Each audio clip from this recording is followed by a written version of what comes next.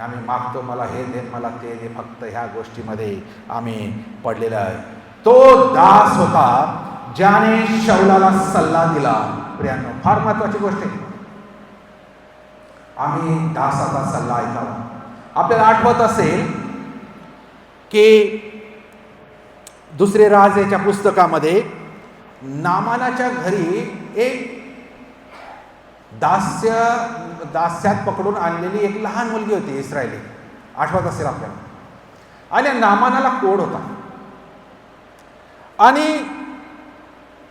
त्या दासीने आपल्या मालकाला सांगितलं की आमच्या इथे एक अलिशा नावाचा संदेश आहे, त्याच्याकडे जा तुम्ही, तो तुम्हाला बरं करेल.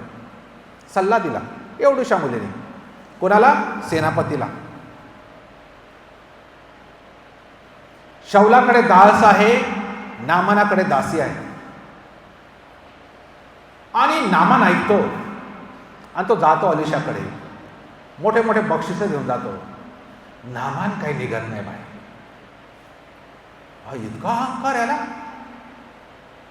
जाणे बेटा तो निघ, जायला निघ. तो जा त्या यार्देने 7 वेळा डुबकी मार, आमच्याकडे याच्याच्या भारी भारी नद्या आहे, नदी पुढे एवढ्या दूर का मी डुबक्या मारायला आलो इथे पाण्यात. परत ती दासी म्हणते, अहो तुम्हाला मोठ्या गोष्टी सांगितल्या असतील एखाद्या दिवस तुम्ही केल्या असत्या, करायला काय हरकत आहे. आणि ती परत सल्ला देते. 2 राजे 5, 3 आणि 13 या 2 वचनामध्ये नामान ऐकतो आणि नामान काय होतो?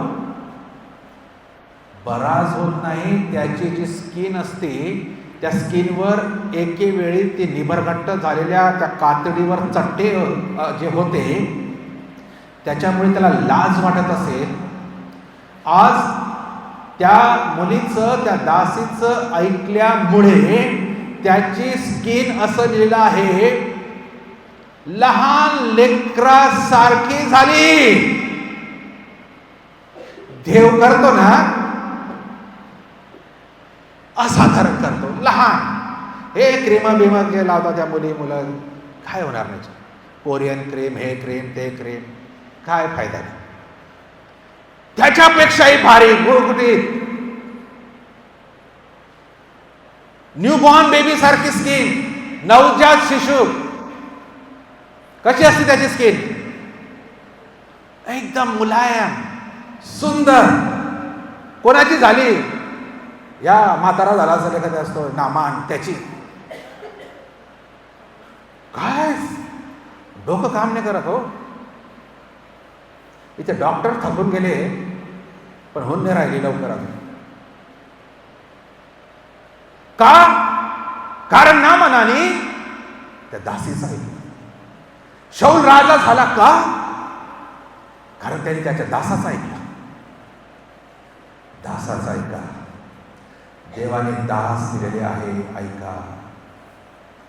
तो U-टर्न होऊ शकतो आपल्या जीवनात, नाही तर गाढवं शोधत राहा. गाढवं शोधून शोधून शेवटी लाथा मारण्याशिवाय दुसरं काहीच घडणार नाही. गाढवं कसे ओरडतात आपल्याला माहिती आहे, किती मंजूर स्वराने ओरडतात, तसे ओरडतात गाढवांमध्ये राहून.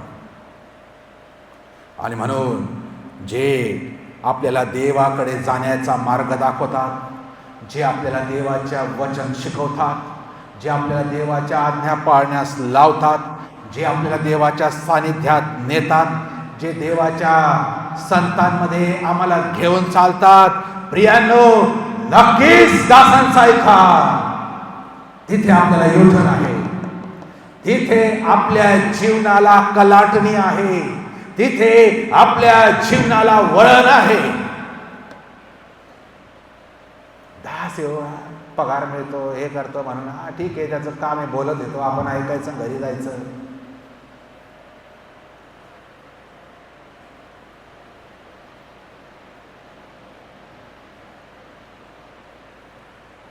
प्रियांनो,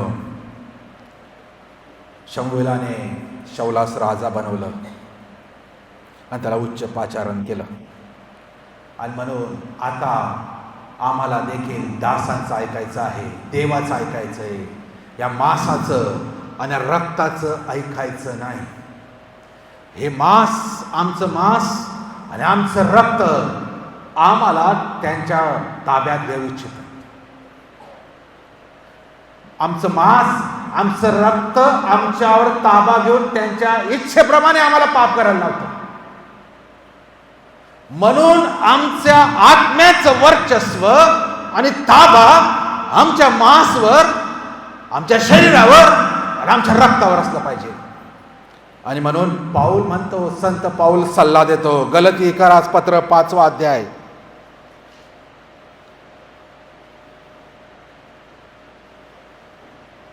गलतीकरास पत्र 5वा अध्याय 16 आणि ते 26.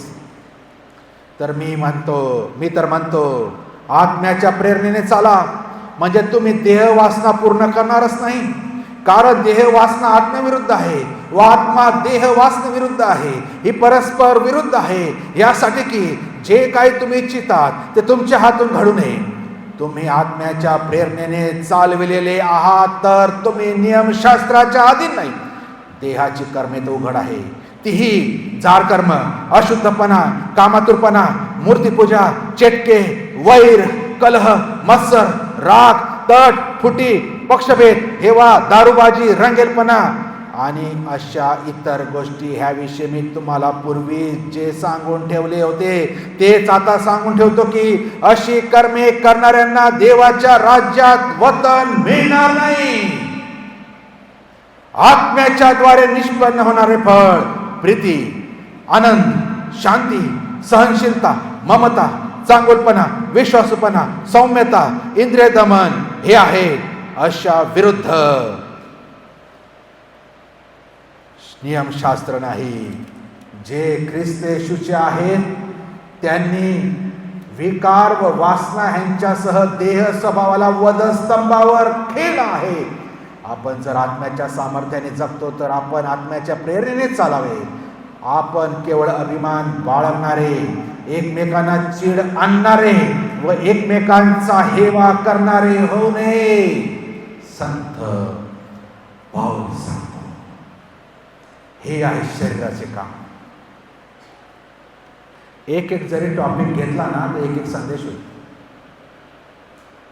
शरीराचे जे काम आहेत आणि वेळ नाही, पण आपण रोमकरास पत्र याचा पूर्ण अध्याय वाचा, 8वा अध्याय, एक एक गोष्ट लिहिली आहे. आपण 1 योहान शेवटलं वचन इथे वाचू. 1 योहान 2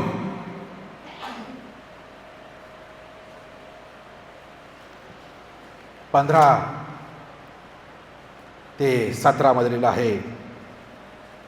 कारण देवाची इच्छा अशी आहे की तुम्ही चांगले करीत राहून निर्बुद्ध माणसांच्या अज्ञानाला कुंठित करावे.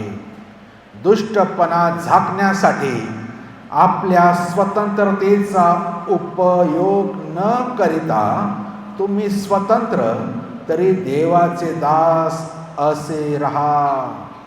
सर्वांना मान द्या, बंधुवर्गावर प्रीती करा, देवाचे भय धरा, राजाचा मान राखा. जे वचन आपल्याला माहिती नाही किती समजलं, 15 वचन.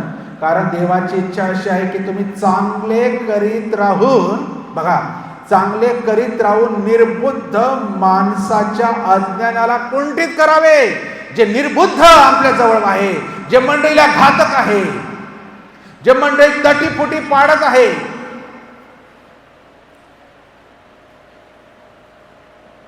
म्हणून जे ज्ञानवंत आहे त्यांनी त्यांचं मूर्खपणा, त्यांचं अज्ञानाला कुंठित करावे, ह्यासाठी आम्ही चांगलंच करत राहावं, असं देवाचं वचन. हे आहे महत्त्वाची गोष्ट प्रियांनो.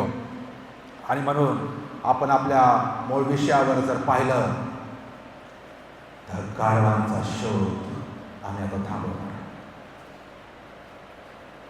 देवाच्या दासांचा ऐका, देवाच्या वचनाचा ऐका. कारण देवाने आम्हाला गाढवं शोधवण्यासाठी जन्म दिलेला नाही. जगात जो तो गाढव शोधत आहे. किती श्रीमंत असू द्या, तो गाढवांच्या मागे आहे. किती सामर्थ्यशाली असू द्या, किती प्रभावी असू द्या व्यक्तिमत्व त्याचं, किती फॉलोअर्स असू द्या त्याचे, पण तो गाढवांच्याच मागे आहे. म्हणून आम्ही नसावं. आम्ही कोणाच्या मागे असावं? आम्ही ह्या गोष्टी वाचल्या त्याच्या मागे असावं.